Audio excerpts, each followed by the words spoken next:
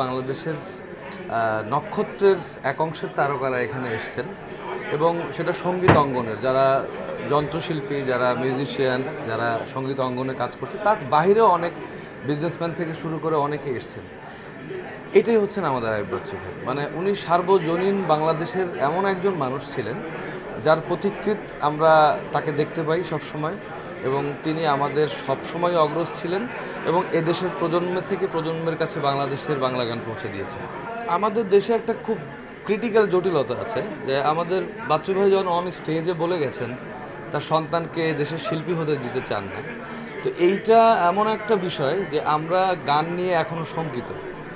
এবং আমরা ইদানিং দেখতেও পাচ্ছি যে আমরা বাংলাদেশের বাংলা গান চর্চায় বাচ্চু ভাইকে যেভাবে পেয়েছি, উনি এই দুঃখ ভারাক্রান্ত হৃদয় নিয়ে চলে গেছেন। আমরা এই প্রজন্ম চাই বাংলাদেশের বাংলা গান, বিশেষ করে বাচ্চু ভাইয়ের গান, আমাদের পুরনো প্রজন্মের গান এদেশের আর্কাইভ হয়ে থাকুক।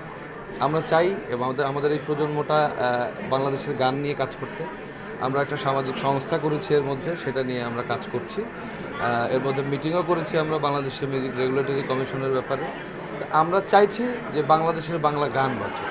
অবশ্যই আইয়ুব বাচ্চু আমাদের মনের মাঝে বেঁচে থাকবে।